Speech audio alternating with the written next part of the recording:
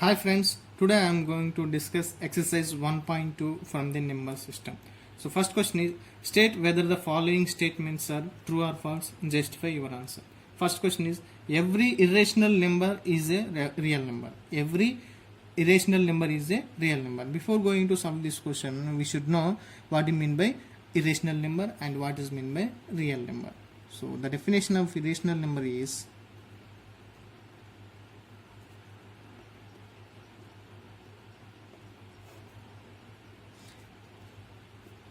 a number is said to be a irrational number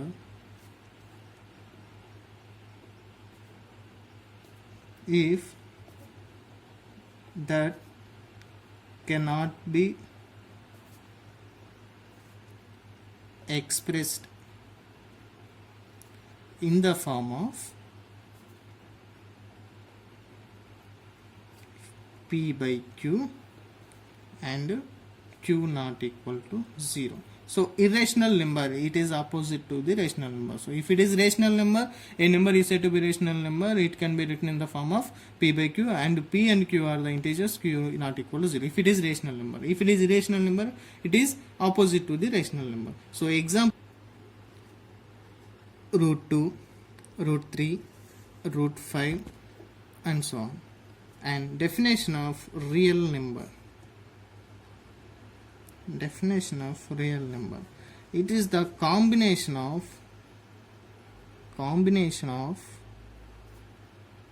rational number and irrational number.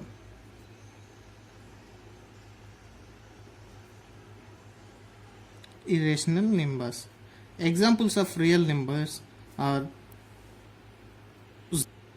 root 2, root 3, 5 by 3 and 2 by 3 and so on infinity. See, 0 is a rational number and it is also a real number. Root 2 is a irrational number and it is also a real number. Root 3 is a irrational number and it is also a real number. Like so, every irrational number is a real number, but every real number is not a irrational number. So question is, every irrational number is a real number? Yes, true. The answer is true, because every irrational number is a real number, but every real number is not a irrational number. Second problem is, every point on the number line is of the form of root m, where m is a natural number. So before going to solve this question, we should know about number line. So this is the number line. Number line contains negative numbers and positive numbers including 0. So the question is, every point on the number line is of the form of root m, where m is a natural number. So this is false, because this is false, because a negative number cannot be expressed as a square root. A negative number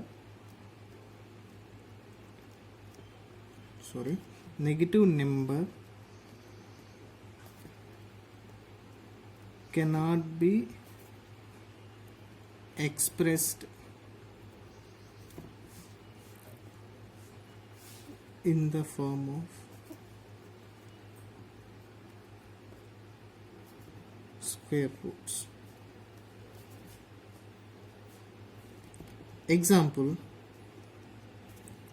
root 9. The square roots of root 9 is 3, and 3 is a natural number. 3 is a natural number. Similarly, we know that there are negative numbers. There are negative numbers on the number line. But when we take the root of the negative number, it becomes a complex number and not a natural number. So let us take an example, another example, root minus 16. Root minus 16, that equal to 16i. So this is a complex number.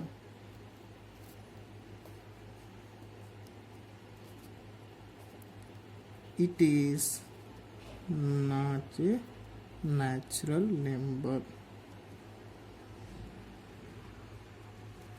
It is not a natural number, and I equal to under root of minus 1. I equal to under root of minus 1. So the given statement is false. The question is, every real number is an irrational number. So directly we can say this is false, because real numbers means it is the combination of rational numbers as well as irrational numbers. So second problem is, are the square roots of all positive integers irrational? If not, give an example of the square root of a number that is a rational number. So the question is, are the square roots of all positive integers irrational? No. Why? Because square roots of all positive integers are not irrational. Example, root 9. So the square roots of root 9 is 3, is a rational number.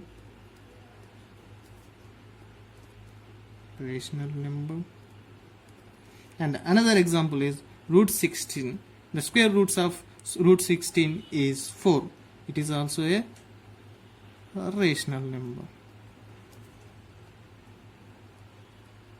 That's why all positive integers are not a irrational numbers, because 3 and 4 are the rational numbers. And this is the answer for this question. Here, third question is, show how root 5 can be represented on the number line. This is the number line. Number line contains my negative numbers and positive numbers including 0.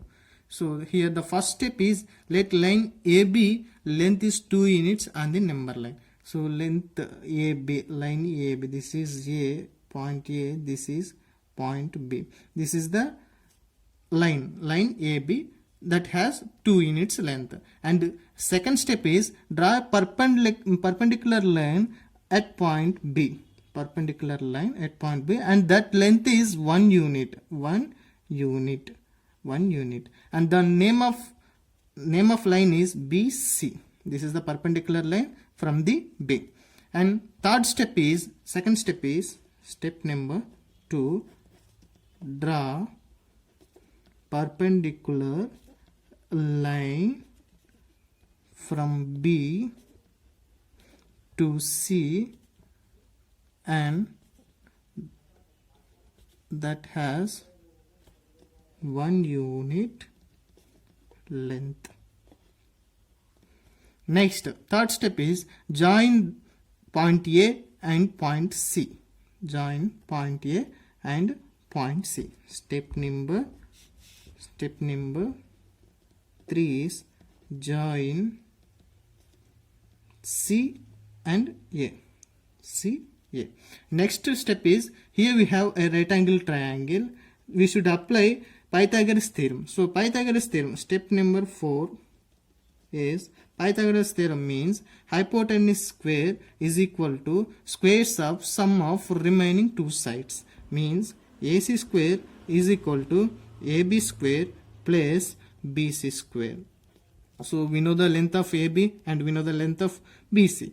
Substitute AC square is equal to AB means 2 units, 2 square, plus BC means 1 unit, 1 square. 2 square means 4 plus 1 square means 1.